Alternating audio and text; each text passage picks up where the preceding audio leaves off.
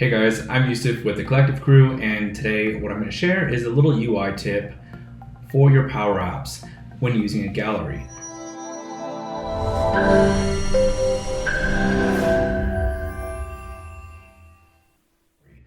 So if you ever had a gallery with a long list of rows and you want to make it easier to divide which record is which.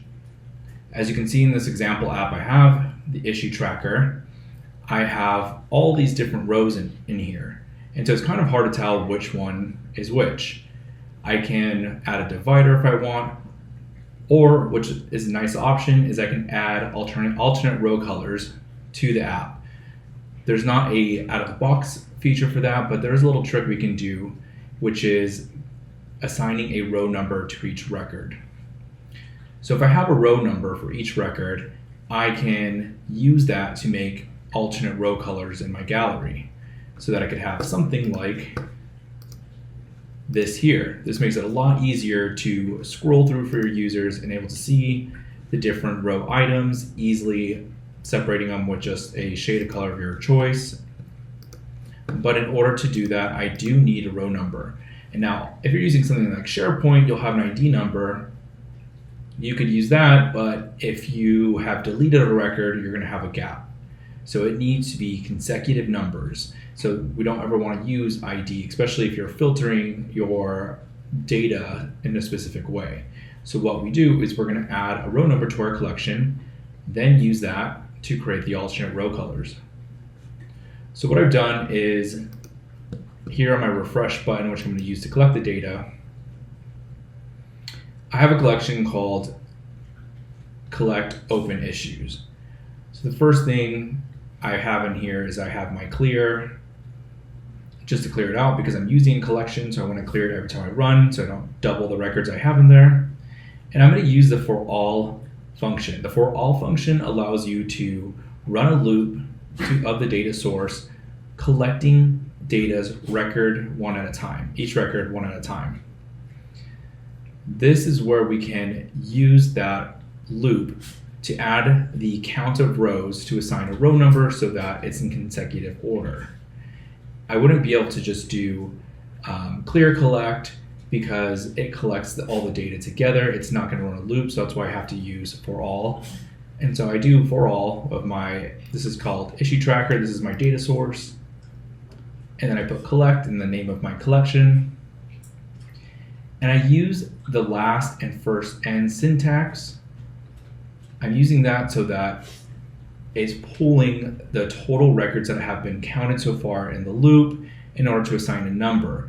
As you can see, I'm using a count rows of the collection and doing +1 so that every time it runs a loop, it's adding the total count that's been collected so far +1. But I do need to use this last and first end syntax in order to make it work appropriately. If you were to take it out, you will get the wrong result. And so I start off with last, then first n, and I use add columns. So the add columns, what I'm doing is I'm collecting my issue tracker data, but I'm adding row number. So this is going to be the column name for my row number, and then I'm doing my count rows, which in here is for my add columns. And then, like I said, we have to use the last and first end syntax in order to appropriately collect the data that's been collected, the records that have been collected in the collection so far. How many times have I said collected? But it counts the number of records that have been collected so far in the for all loop. And this will easily give you that row number you want. And so if I go ahead and you can see I already used it here, but I can get all these row numbers assigned.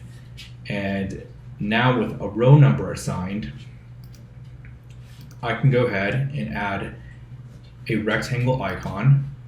And so I can go to icons, rectangle to insert it. So I've already added one here.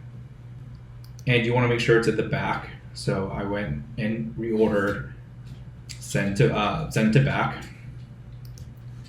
And what we're going to do is change the fill. So here, I've already added the formula. In fill, we're going to use the if function to take the row number value. So I'm using mod because I want to get the remainder of the row number using 2 as a divisor.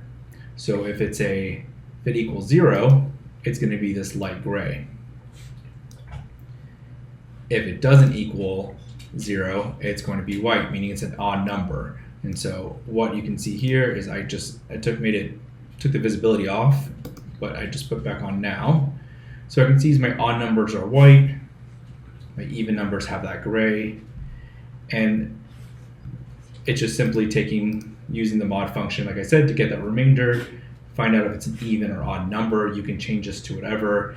I use color value here to use the specific hex code just because it's a very light gray that I find useful, but over here you can see I just typed in a color.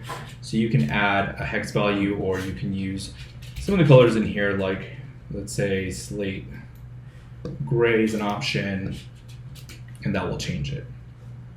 Super simple, easy little trick. It may not work in all cases when you're getting into a bunch of filtering, but if you want to just add a simple row number to your collection, this is the way to go. And the reason why I say not all situations where you have complex filtering is because if you're going to have a gallery where you're going to add all these filters, you would have to basically have those filters and then run the collection with all those filters, opposed to, here if I have my gallery and I was just filtering based off the gallery, not changing the collection, I may end up removing records, causing there to be non-consecutive numbers. So if I took out this can't access VPN based on my filter, I'm going to see double white rows.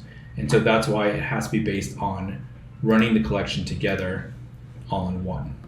Hope you guys found this helpful. Make sure to follow the Collectiv Crew and keep up with all the latest tips, tricks, and anything Microsoft Power Platform related. Talk to you guys all later. Bye.